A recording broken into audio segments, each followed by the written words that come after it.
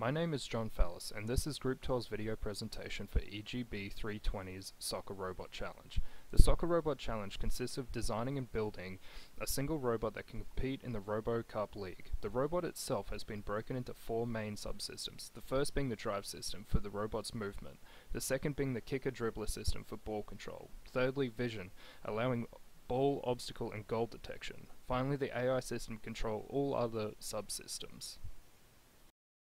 The kicker system is a rack and pinion design. The system is controlled by a Pi using a MOSFET connected to a GPIO pin, as seen here.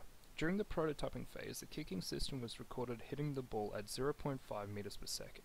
However, due to time constraint, the system was not used in the final design.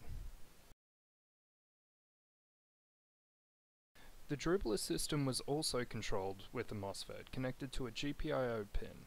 As seen, the system could effectively move the ball around the field. However, again, due to time constraints, the system was not used in the final design.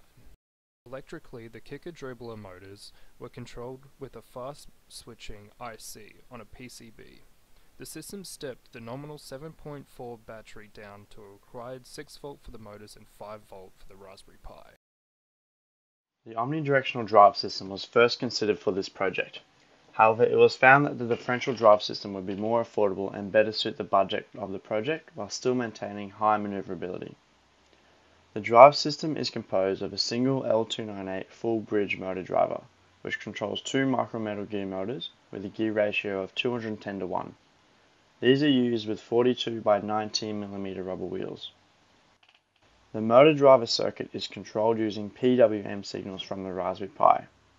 This alternates the direction of the reels depending on a negative or positive linear and rotational velocity, which is determined by the AI system.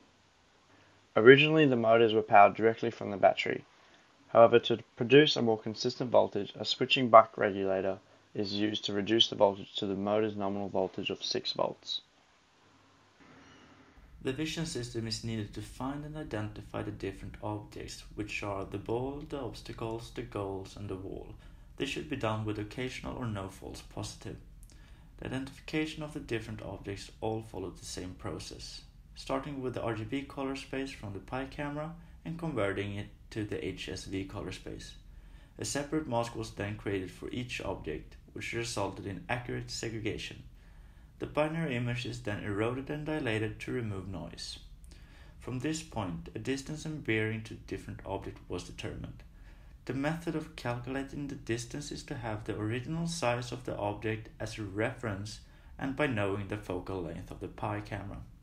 The bearing is calculated by the object's center relative to the center of the field of view. Each object is then labeled and the distance and bearing are both shown on the display and given to the navigation system. The AI system uses potential field navigation as a point of creating angle and velocity outputs that connect through the PWM.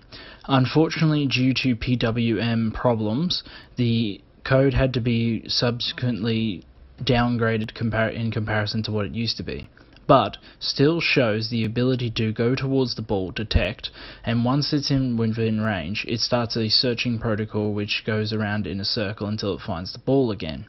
Also, it does show that when an obstacle is put in place next to the ball, it will stop immediately as it sees the obstacle and ball, which shows basic obstacle interaction which was requested by the client.